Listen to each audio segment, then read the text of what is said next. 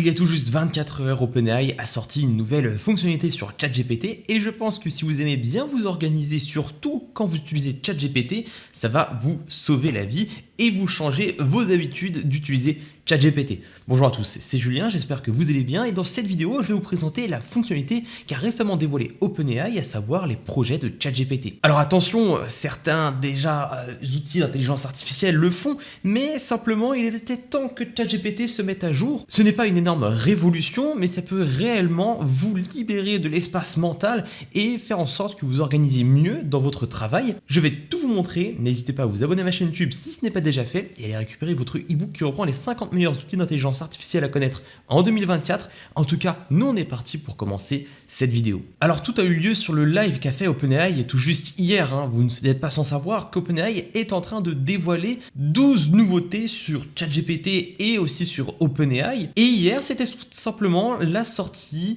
de la fonctionnalité Project qui nous a été présentée pendant près de 20 minutes où est-ce qu'on avait une démonstration. Globalement, ça permet de trier vos chats, d'ajouter des instructions, mais aussi des documents, que ce soit des images, des points texte ou encore des PDF, allant même jusqu'au tableur Excel. Et il va y avoir plusieurs avantages à cela. Le premier avantage, ce sera de compartimenter votre utilisation de ChatGPT. Si par exemple vous êtes sur deux gros projets, par exemple une boutique e-commerce et ensuite une chaîne YouTube, eh bien c'est toujours bien de faire la distinction entre les deux si jamais vous utilisez ChatGPT pour vous aider et avancer sur vos projets. Alors bien sûr, je pense selon moi inutile de tout catégoriser, par exemple des questions de la vie courante, c'est inutile de tout catégoriser, mais pour un projet bien précis sur lequel vous voulez avancer, ça va être très intéressant. On a des exemples de l'équipe d'OpenAI avec le Secret Santa et regardez un petit peu ce qu'ils ont pu faire. Ils ont créé tout simplement un dossier, ensuite ils ont ajouté des projets, des dossiers, des files, donc par exemple ici un point docx, un point texte et aussi un tableur Excel et ensuite ils ont tout simplement ajouté des instructions.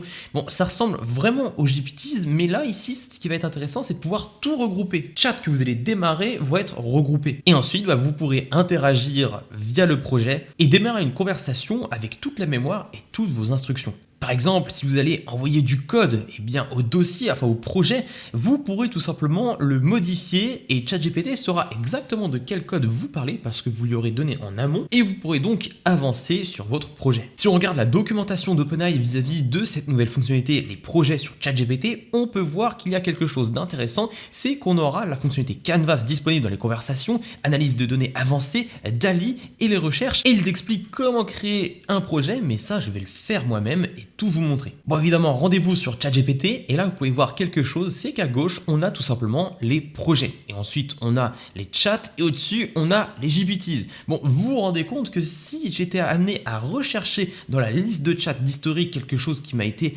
très utile pour avancer sur un projet ou très spécifique, ça allait être compliqué de le retrouver. Mais là, avec ces projets, je pourrais tout simplement cliquer dessus et retrouver tous mes chats. Je vais vous expliquer en quoi consiste tout simplement ce projet et vous montrer comment vous allez en créer un. Parce que regardez, en réalité, ils font bien de sortir cette fonctionnalité parce que là, on a des chats de partout. Là, c'est moi qui ai fait des tests. Ensuite, ingrédients pour un tiramisu, j'en ai fait hier. Ensuite, je calculais un pourcentage de réduction, etc. Bref, globalement, c'est un peu le bordel. Comme on peut voir, ville d'enfance de Ronaldo, moi je me posais des questions simplement. Mais parmi tout cela, il y a des chats qui vont être très utiles dans certains de mes projets, comme par exemple ma newsletter, où est-ce que je vais retrouver ici des instructions, tout simplement, et également des fichiers. Donc ici, des exemples d'emails de ma newsletter, et je pourrais donc avancer dessus et regrouper tous les mails que j'ai fait que j'ai amélioré grâce à ChatGPT directement dans ce projet. Alors pour en créer un, c'est tout simple. On glisse la souris juste ici, on clique sur nouveau projet, ensuite on le nomme. Alors par exemple, si moi j'ai envie de faire un projet autour d'un site e-commerce, je marque e-commerce, je crée tout cela. Imaginons que je suis le propriétaire de ce site et que je veux avancer dessus, j'ai simplement par exemple à enregistrer ce site et aller envoyer tout cela à ChatGPT. Donc dans cette catégorie fichier du projet, je pourrais donc envoyer toute la data qui est nécessaire pour comprendre l'ensemble d'un projet que je suis en train de faire, de mettre sur sur pied. Et là, ça peut être des PDF, ça peut être des images. Attention, les images ne seront pas directement lues. J'ai testé, je préfère vous le dire. Mais par exemple, des tableaux Excel, où est-ce que vous allez mettre par exemple des prix ou encore une liste de produits.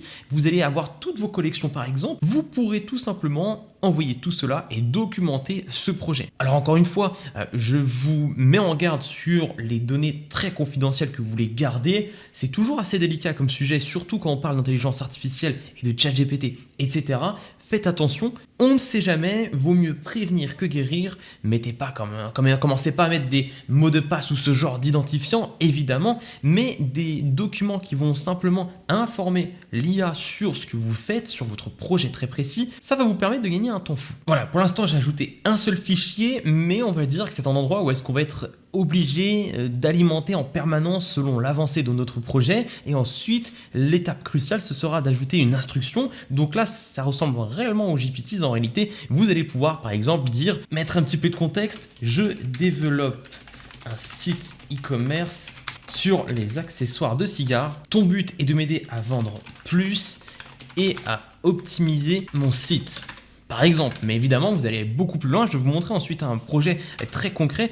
Et bon, là, vous ajoutez une consigne et ensuite, on peut très bien imaginer démarrer une conversation au sein de ce projet. Alors, je vous la refais. Par exemple, imaginons que j'arrive directement sur ChatGPT et que là, au lieu de démarrer une conversation ici, je clique tout simplement sur e-commerce. Ensuite, j'entre ma question et là, je vais directement démarrer une conversation à partir de ce que j'ai upload et à partir des consignes à l'image d'un GPT. Mais là, ce qui se passe, c'est qu'une fois qu'on va avoir tout simplement cette conversation, elle va se retrouver dans ce dossier. Allez, là, je vais me demander à ChatGPT de faire une liste d'accessoires pour cigares. Alors, ce que je vais faire là, c'est simplement prendre ces datas comme exemple. Je vais aller tout simplement sur Google Sheets et je vais tout simplement enregistrer ce tableau. Et là, imaginons que ça reprenne tous les produits que vous avez sur votre site avec les prix. Vous allez pouvoir le télécharger et ensuite donner tout cela au projet. Alors là, boum, je vais tout simplement cliquer sur fichier et upload cette feuille, enfin ce tableau avec tous les prix. Voilà, deuxième fichier ajouté. Et également, si vous voulez vous débarrasser de tous vos chats qui traînent un peu partout mais qui sont utiles, vous allez pouvoir prendre par exemple ce chat là que je n'ai pas démarré dans le projet et le faire basculer directement dans e-commerce. Et là, boum, le chat va se retrouver ici et va être rangé. Alors ça va faire beaucoup d'ordre dans votre interface. Et là, par exemple, si je lui dis que sais-tu sur mon projet e-commerce, en sachant qu'il a le site internet en knowledge, enfin la page d'accueil du site internet, les prix, là, je suis quand même très intéressé de savoir ce qu'il va me sortir. Alors, je sais que votre projet est centré sur la vente d'accessoires de cigares, appelé Cigar Shop, voici quelques détails, et tu as cigare, coupe-cigare, briquet, etc. Valeur ajoutée, livraison gratuite, etc. Et si je lui dis quels sont mes prix, regardez ce qui se passe, il va tout simplement me répondre et normalement, il va référencer sa source. Si je lui demande quelle est ta source, le document PDF intitulé accessoires pour cigares, ok, et voilà. Il a tout simplement référencé les prix grâce à cela. On a un aperçu et donc ça fait plaisir. Retranscris le tableau des prix que je t'ai donné et là, il va tout simplement... Et là, si je dis que vois-tu dans le tableau Excel, on va voir s'il arrive à retranscrire les détails.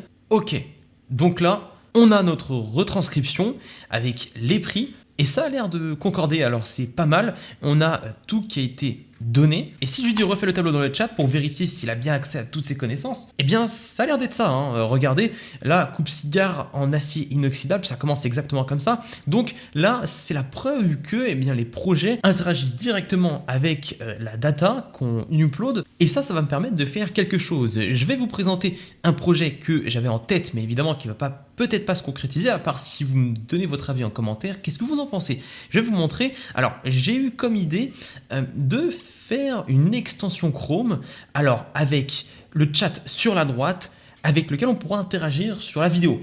Grosso modo, ce que ça va faire, c'est que ça va prendre la retranscription de la vidéo qu'on regarde et ça va l'envoyer à ChatGPT ou une autre intelligence artificielle type modèle de langage large pour ensuite pouvoir interagir dessus. De là, on va pouvoir dire sur quel site est-il allé télécharger telle application si c'est un tutoriel. Ou par exemple, en l'occurrence, sur cette vidéo, j'aurais pu dire comment ont-ils fait pour créer un projet. Donne-moi les étapes. Et avec la retranscription, il va pouvoir me répondre. Donc j'ai créé un petit visuel et j'ai aussi créé un projet. Alors je vais vous le montrer. On est tout simplement sur Chat with Video et ici on va pouvoir voir que j'ai créé un projet.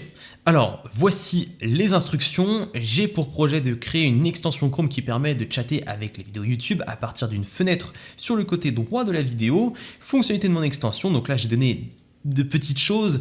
Évidemment, ça c'est une fois que ça sera fini. Ton rôle est de m'aider à finir ce projet de construction de cette extension. Prends en compte les différents documents que tu as en mémoire. Et ensuite, en document, on a tout simplement un fichier chat provisoire qui va tout simplement être une version bêta simplement de l'affichage de ce chat. Alors voici ce que j'ai actuellement et à partir de cela je vais pouvoir par exemple commencer à faire un cahier des charges ou à directement retravailler le code et ajouter une catégorie. Par exemple, si je dis peux-tu faire des mind maps sur ChatGPT directement, on va voir s'il me répond oui, il est possible. Alors ce qu'on va faire, on va lui dire fais une carte mentale des fonctionnalités de l'extension.